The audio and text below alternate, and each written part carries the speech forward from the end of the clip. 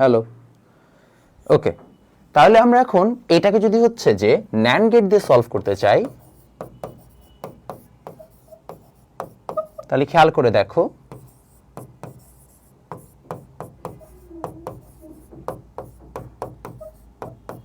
আমরা এটাকে সলভ করি ন্যান্ড গেট দিয়ে।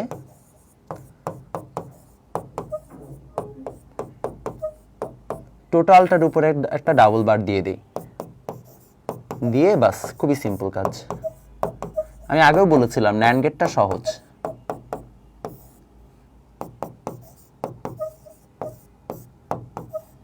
বাট নর গেটে ঝামেলা, নর গেটে আমাদেরকে ডাবল টাইম কাজটা করতে হয়। তো এবার আসো আমরা এটাকে সলভ করে ফেলি।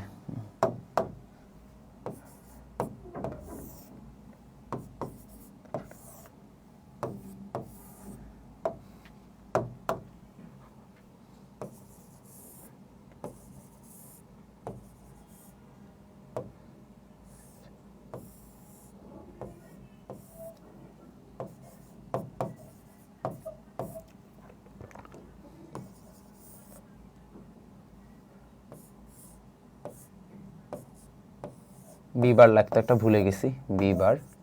সো আমরা একটা বি বার নিব আর একটা সি নিব, দেন ফাইনালি এখানে আসবে এ বি বার সি, আর এটা হচ্ছে ফাইনালি এ।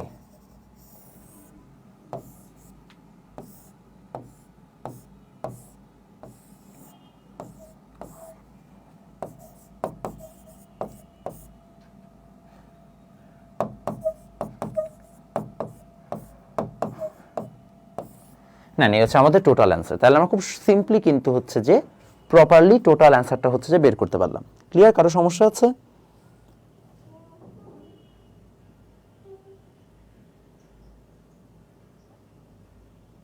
কারো আই গেস সমস্যা তাহলে নাই, থাকার কথাও না।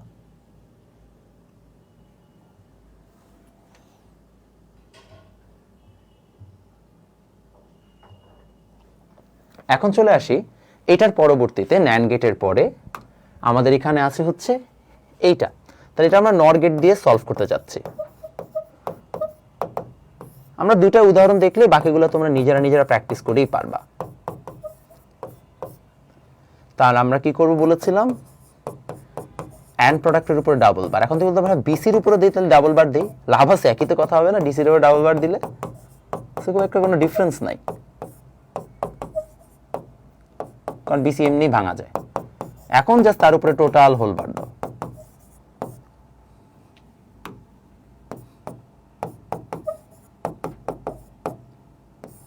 ডাবল হোল বার দিয়ে দাও, বাস হয়ে গেলে আমাদের এখন জাস্ট সলভ।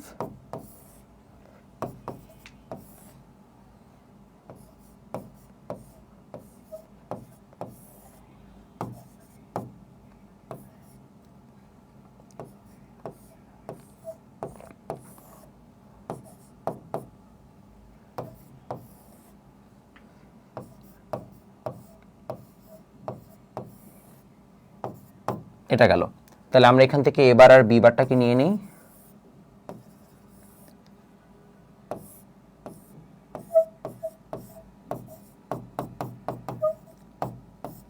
নেওয়ার পরে আমরা বি বার আর সি বারটাকে নিই এখান থেকে,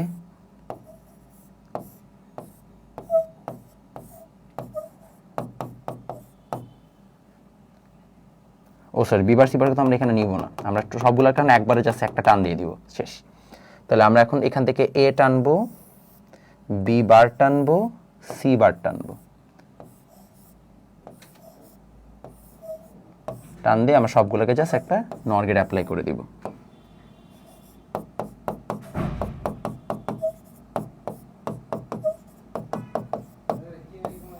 বাস, এই হচ্ছে আমাদের টোটাল অ্যান্সার।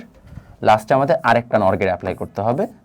নর গেট অ্যাপ্লাই করার পরে এই যে টোটাল যে আরেকটা বার চলে আসে, এটার জন্য লাস্টে আরেকটা নর গেট, দেন টোটালটা আমরা এখানে অ্যান্সারে লিখে দিব। এই যে টোটালটাকে এই জায়গায় অ্যান্সারে লিখে দিব, গেল।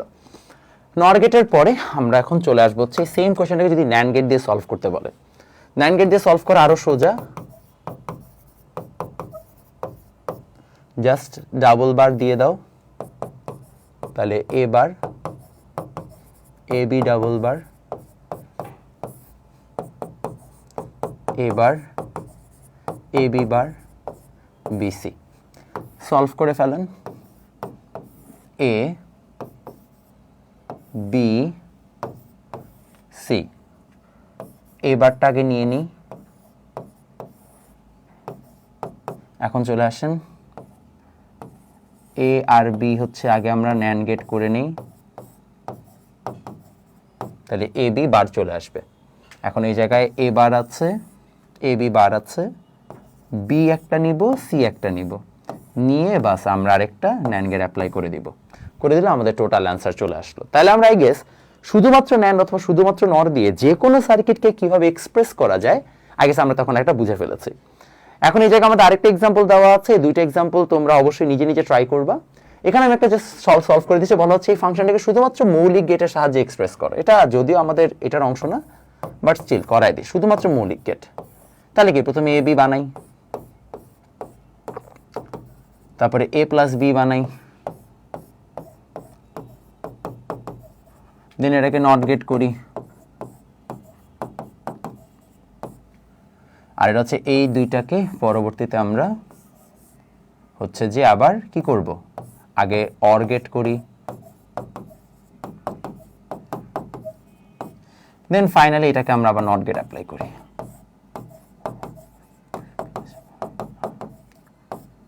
বাস, তাহলে আমাদের অ্যান্সার ডান। এইভাবে আমরা সবগুলোকে শুধুমাত্র কিন্তু কাজ ছাড়তে পারলাম।